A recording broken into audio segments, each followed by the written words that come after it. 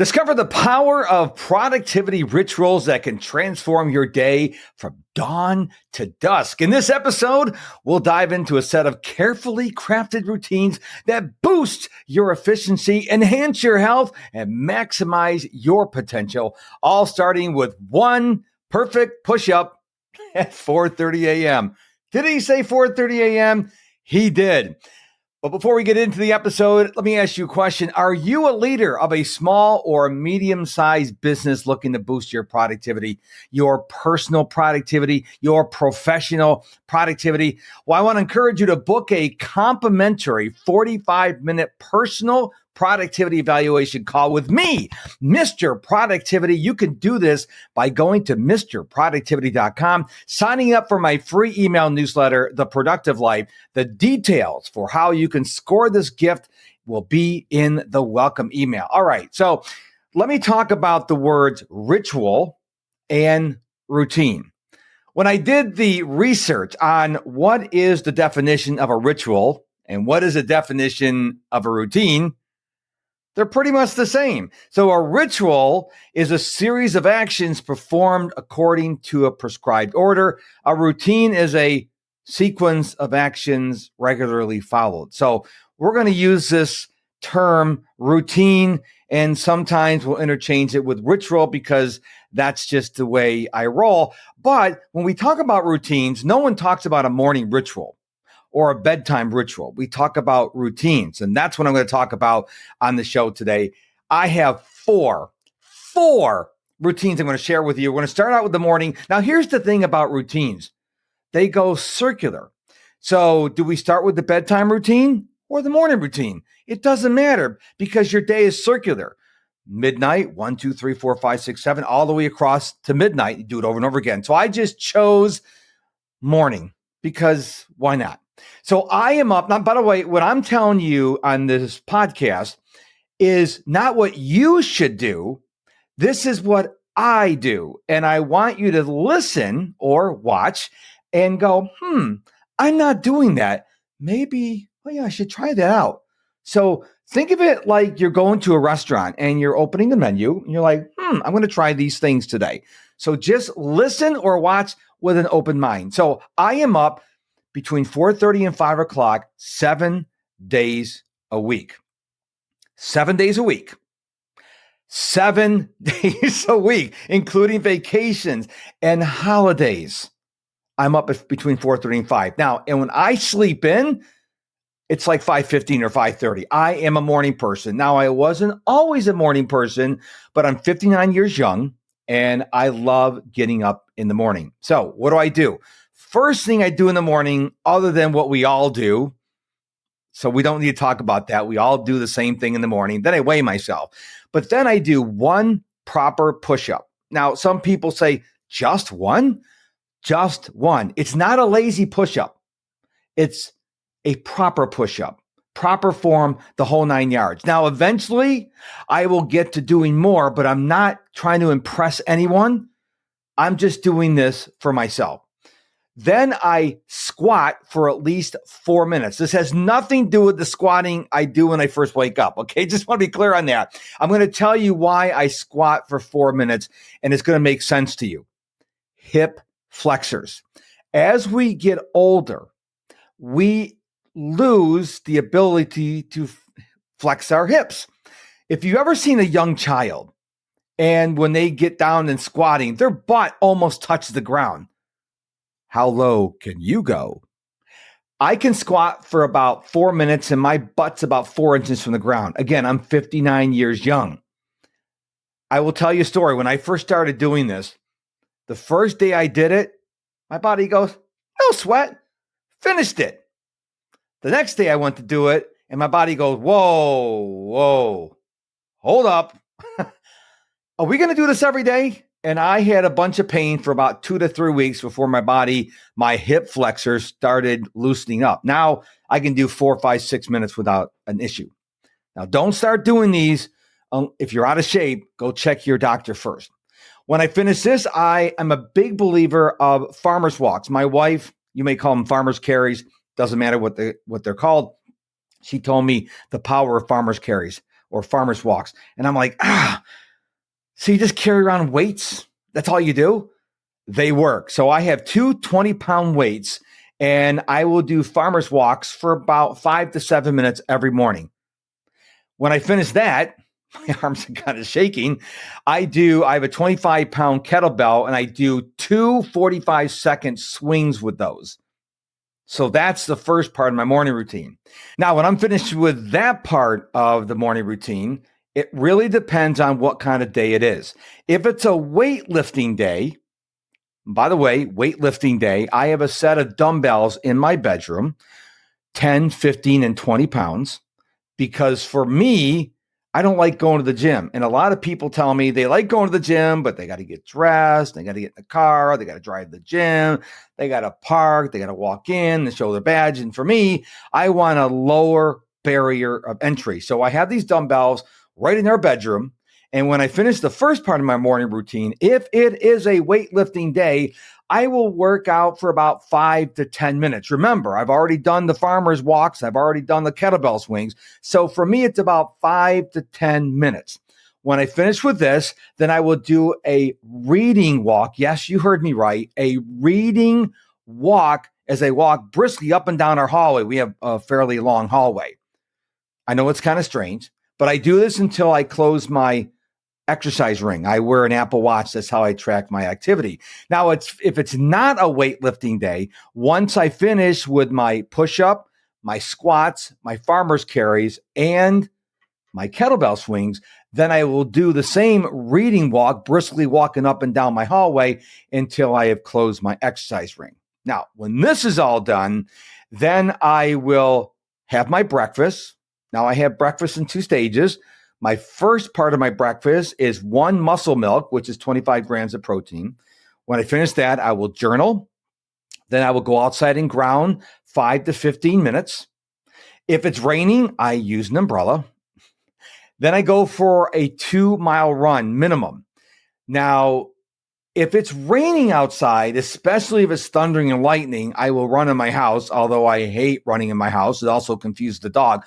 But I run every day. I've been running every day since August 29, 2017.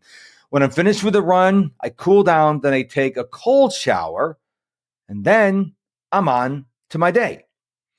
So let's move on to the next routine, the move routine. Moving is critical for your health, which is critical to your productivity. I like to say healthy people are productive people. And when I say healthy, I mean physically, emotionally, mentally, spiritually, all the Lees. You have to have that as best as you possibly can if you want to be productive. Now, I have a goal of walking 15,000 steps, and I usually crush this. So I want to recommend a book for you. It's called Built to Move. Now, if you're out running, walking, whatever, try to remember those 3 words. They'll also be in the show notes. Built to Move It. It's by Kelly and Juliet Starrett. I recommend this book because this is the book that got me to squat for 4 minutes every day. This is the book that got me to get a standing desk. This is the book that encourages me, and I try to aim for this goal every day, to sit less than 6 hours a day. It's an unbelievable book. I get up every hour for 1 to 3 minutes and I walk around, even if I'm on a call. This is what people, they get to get up every hour, but what if I'm on a 3-hour Zoom meeting? You can still be on camera, and I'm not going to do it here because my microphone won't pick it up, but you can go back up a few steps, do some squats, do some jumping jacks, walk back and forth. You could even tell the meeting planner or whoever you're meeting with, I'm not ignoring you. This is like, I'm trying to keep myself in shape. You can even blame me, Mr. Productivity. Now, what about coaching clients?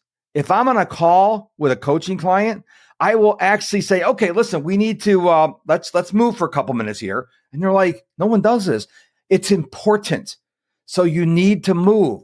When you go shopping, don't spend your time looking for the close parking spot. Park farther out, walk into the store, do as much walking as you can. If you, like my wife and I live in the double cul-de-sac, go outside and walk around your neighborhood, walk to the end of the street and back.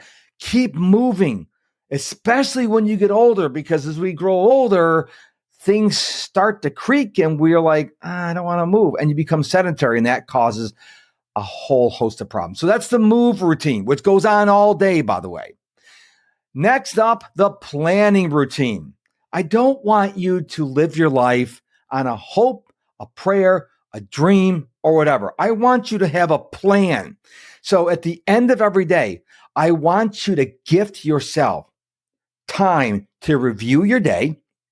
What didn't you get done today? Because if you put it on your schedule for today, it probably need to get done. Well, you didn't get to it for whatever reason. Are you going to put it on tomorrow, next week, 2 weeks from now? Because if you don't do something with it, you're going to forget about it. It's not going to get done. Then I want you to plan your tomorrow. And on Sundays, I want you to plan your whole week. Don't leave your time to chance. I don't care if you go to a corporate job. I don't care what you do. You need to gift yourself planning from the time you wake up to the time you go to bed. If you work for a corporation, yeah, that big chunk is going to be at your job. But don't live life, like I said, on a hope and a prayer. I intentionally plan time for deep work. Now, I call mine maker time. That's something I learned from Alex Hormozy. But you need to put this time in your schedule. So what I do, my mornings are blocked out for me. I don't do coaching calls. I don't do podcast interviews. Monday through Friday from 8 a.m. to noon is my time. That's when I am in my prime, and I'm going to do my most important work in the morning. I have plenty of time in the afternoon for people. Now, are there exceptions? Of course there are exceptions. But as a rule, I block out my mornings for me. Which brings me to the final routine, the bedtime routine. If you want to have a solid, good night's sleep, and you want to have a rockin' morning routine and a rockin' move routine and a rocking planning routine, you've got to have a rocking bedtime routine. So here's what I do. Number one, I stop eating 3 hours before bedtime. My bedtime is 8:30, so I'm done eating by 5:30. I stop drinking water 2 hours before bed, which is 6:30. Now, I love my Diet Coke. Oh, I love Diet Coke. Save your hate emails. I know Diet Coke's the devil. I love Diet Coke, but I stopped drinking it at 1 o'clock in the afternoon. So I stop eating 3 hours before bedtime, stop drinking water 2 hours before bedtime, 1 hour before bedtime, I go screens off. Now, I'm not 100% on this. Sometimes I check text messages and stuff like that. I'm not perfect. I'm Mr. Productivity. I'm not perfect. So that's at 7:30. Now, what do I do after I allegedly go screens off? I will journal in a print journal. I got a gorgeous leather journal from Gallery Leather. They're out of Maine. The product's incredible. But anyways, then I read my Kindle in dark mode. And I usually have my light next to my bed off because as it gets dark outside, I want my body to begin shutting down. Now, around 8 o'clock, I take a magnesium supplement it's called Calm, C-A-L-M. You might have heard of it. I get mine from Amazon. Oh, before that, my watch goes into sleep mode at 7:45. So after 7:45, nobody can text me. Nobody can call me. I mean, I could still pick up my watch and I could still pick up my phone, but you can't actually get a hold of me. I take the Calm at 8 o'clock and I'm usually asleep at or a little before 8:30 p.m. I track my sleep using an app called Auto Sleep on my Apple Watch. I love this app because it's automatic. If I take a nap, it tracks it. I don't have to remember to do anything. So those are my routines: morning, move, planning, and bedtime. I think these are 4 rock solid routines you need to have for your productivity, for your health, for your well-being. So I want you to think about, now that you've listened or watched this podcast episode, what routines do you think you're solid on? You give yourself an A or an A plus. You're rocking it. And which ones are like maybe a C minus, maybe a D plus? Why is there a D plus? I mean, if you got a D. Anyways, and which ones don't you have? And I want to help you with this. So don't forget, if you are a leader of a small or a medium-sized business and you'd like to have a free no obligation call with me, Mr. Productivity. All you have to do is go to mrproductivity.com, sign up for my email list, and you'll get a welcome email. And in the welcome email, there's a link to schedule a call. It's my gift to you. So are you going to say, wow, I should do that and not do it? Or are you going to do it like right now? I really appreciate you listening to this podcast, watching this podcast. It means the world to me. It really does. I'm not just saying that. And I would like to ask you one favor. It's a huge favor to podcasters like myself. If you're on Apple Podcasts or Spotify, would you please follow this podcast? Because when you follow a podcast, that tells the algorithms on those platforms to serve this episode and this podcast show up to other people. And if you really want to make my day, if you would leave me a review on Apple Podcasts or Spotify. Now, I found out that recently Spotify allows you to actually send me comments, and I can actually have a conversation with you. I've not gotten one yet because I just learned about that feature. If you are listening or watching on Spotify, you are able to send me a comment and I will get it on my phone. I've got an app on my phone called Spotify for Podcasters, and no one's done this yet because it's so new. So maybe you'll be the first one. Check it out. I'll be back with a new episode real soon. Thank you so much for your time and attention. And remember, be productive, but more importantly, stay positive.